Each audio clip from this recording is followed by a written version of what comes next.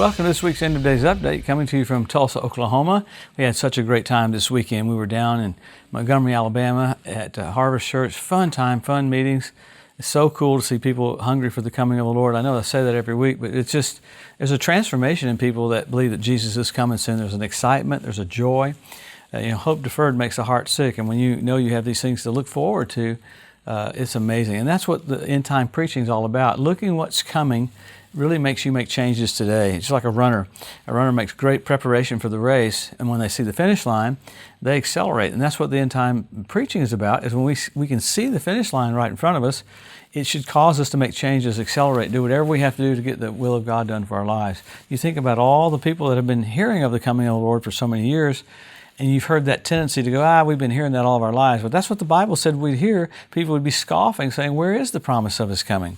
There's one thing connected with that. He said, make sure you don't let those scoffers pull you from your own steadfastness. So He wants you steadfast, unmovable, always abounding in the work of the Lord, for as much as you know that your labor is not in vain. So that mentality of, we've been hearing this all of our lives, gets into the church, and then the church has kind of a lackadaisical idea about the coming of the Lord. But let me tell you, He is coming back. He was so bold about saying the generation that sees Jerusalem won back and the land brought back as a nation, the fig tree budding, those two things, He said that generation will not pass away till all is fulfilled. So how blessed are we to be living when the biggest event that's going to happen is probably going to happen, and that is God's coming to the planet.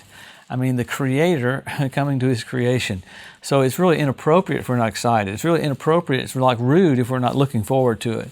And I know that's what the whole purpose of this is so we can help our local church, help our pastor, and get the message out, because Jesus is just about to come. This week and last week, things are happening that are so blatant for the Ezekiel 38 war that it's just right in our face, like, okay, what has to happen next?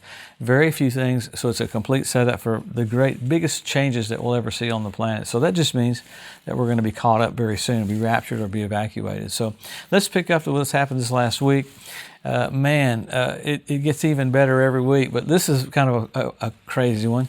Germany is basically preparing for war. This year they've started ramping up military spending from 114 billion to 152 billion by 2029.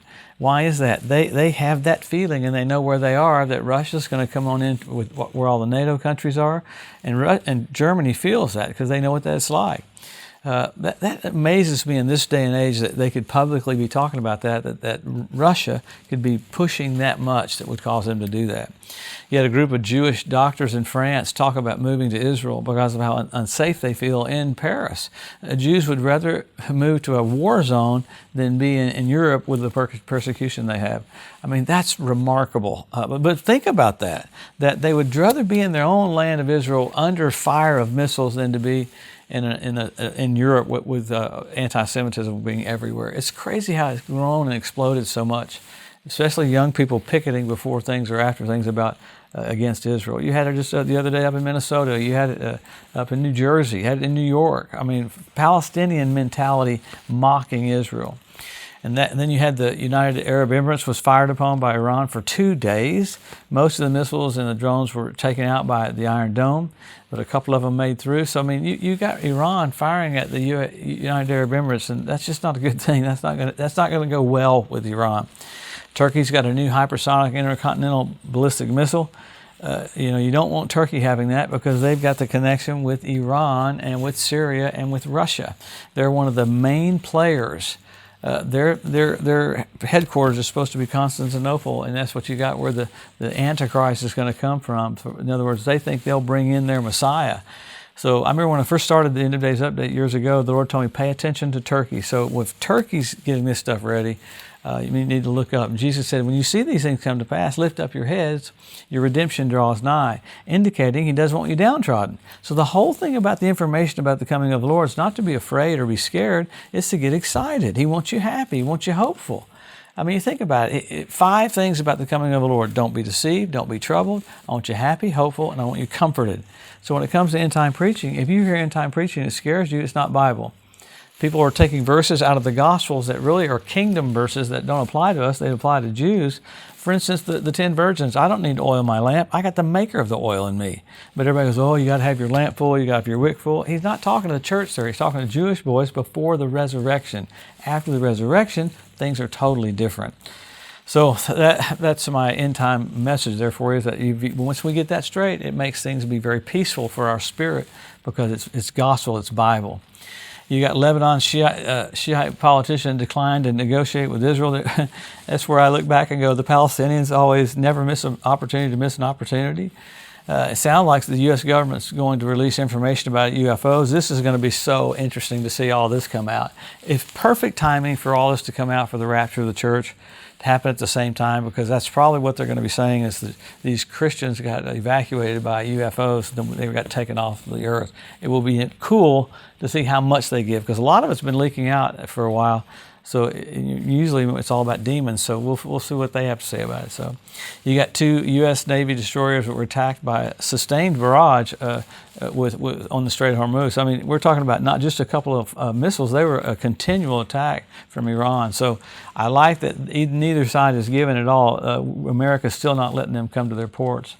But Hamas is refusing to disarm and trying to pick a new leader. I mean, here's a group that literally did 39 times what the 9/11 was for America, and now they're refusing to disarm. Israel needs to absolutely disarm them for them. And Trump's giving Iran 1 week to make a deal, just as the IDF is striking Hezbollah in Beirut. You got the IDF having to go into Lebanon again to clean up these rocket piles places. I mean, Lebanon's been moving them all over the place, rocket launchers, because they want to fire missiles at Israel. It's crazy. Emmanuel Macron was right in the middle of this, trying to negotiate the end to the war. So always pay attention to Emmanuel Macron. His name Emmanuel means God with us, and Macron means the mark. So it's intriguing. He's trying to be right there in the middle of all of that, trying to bring peace. He went up into Iraq. He went into Lebanon, saying, I'll be a savior to you. And he even said, my reign will be a Jupiterian reign. That's a king's reign. So with all of this pointing toward what's coming, the Bible's got all this information. Paul talks about the baptism 12 times, coming of the Lord 52 times. For every one verse there is about the first coming of the Lord, 8 times more about the second coming. So we always go back to the scriptures to look at the signs. I know we go fast through them, but we try to do it every week. So what are the signs of the coming of the Lord? With all of this happening that we see points to the coming of the Lord, what's happening in the Bible that shows us all this? You had Jerusalem won back in 1967. You had Israel made a nation in 1948. You had the Hebrew language restored. 120 years ago, no one spoke Hebrew. Now the whole nation speaks Hebrew. You have the revival of the Roman Empire. That's going to be the doorway for the Antichrist. I mean, you can go from Norway to France without having to go through passport control. It's called the EU, United States of Europe. The Capitol building is in Strasbourg, France. The top of it's all torn up, just like the Tower of Babel. Amazing that they built it fragmented to be just like the Tower of Babel. Their slogan on the wall is, we don't need God, we'll be our own God. So look at that. I mean, it's all the stuff from Nebuchadnezzar. It's very weird. But you have many things. You have foxes on the Temple Mount. You have fish in the Dead Sea. You have the Dead Sea turned blood red where Sodom and Gomorrah was a few weeks ago, this last fall. I think it's kind of crazy. It was on the Day of Atonement. I mean, how wild is that? You have the ritual baths around the Temple Mount fill up with water, first time in 2,000 years. You have the red heifers that came to Israel. They did a sacrifice to get the ground pure. The red heifers, the ashes are to purify the ground for what? For the temple. So you watch, pretty soon they're going to start trying to build the temple, and all kind of craziness is going to happen. But all these things are happening because the Lord's coming back. You have an Israeli ornithologist that says it's the largest gathering of predatory birds ever in history, 172 different species. I mean, that's pretty radical. God's going to call on the fowl of the air right after the Ezekiel 38 war. And then 7 years later, at the Battle of Armageddon, he calls on the fowl of the air to clean the land up again. So you got birds in position, you got Russia in position, you've got all these different groups in position, the Temple Mount in position. What's the church do? We should have a hustling mentality to get as many people saved as we can. It should be soul winner, soul winner, soul winner, a demonstration of the resurrection everywhere we go. It should be literally the completion of the book of Acts. If it started in power, it should finish in power. So we have all these signs. Like, you can't get into them every week, but you have the Bethlehem star. You have signals like that. You have Jupiter, Regulus, Venus coming together. You have the blood red moons on Passover and Tabernacles. NASA calls it a tetrad. When's the last time you had 4 in a row on Passover and Tabernacles? 1967 when Jerusalem was won back. 1948 when Israel was made a nation, and 1492 at the Edict of Expulsion when the Jews were kicked out of Spain. So you have heavenly events happening along with wonderful things happening with Israel, pointing to the coming of the Lord. Everybody goes, oh, we've seen all these signs before. No, these signs have never happened in one generation. I mean, it's absolutely remarkable. I remember looking up the odds for the 19 specific signs of the first coming of the Lord. Born in Bethlehem, the tribe of Judah, entered into Jerusalem on a colt, wore a crown of thorns, they gambled over his robe, had a piercing in his side, piercing in his hands. There was an earthquake when he was up on the cross. It got dark in the middle of the day. There was an eclipse. I was preaching to a Navy SEAL, and he said, well, they read all those and brought them to pass. I said, an eclipse? Anyway, so if you don't want to believe, you won't believe. But let me just tell you, that's the first coming of the Lord. So if that was that flawless, I think it's some 430 zeros after 18. So with so many zeros, it's impossible to think that it happened by chance. It was not by chance. God said it and it came to pass. God said it and it came to pass. And He said so many things about the time you and I live that we're watching it come to pass right in front of our eyes. The Bible days right here and right now. So the gospel's going all over the world. Let's help Him get the message out. Jesus is just about to come. Have a blast with your family. Be one with your family.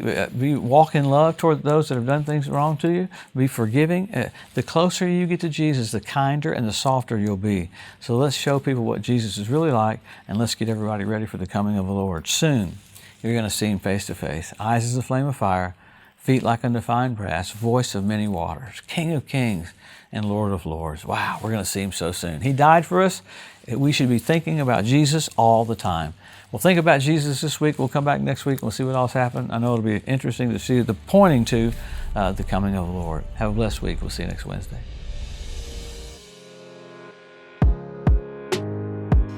Thanks for joining us today at the End of Days Update.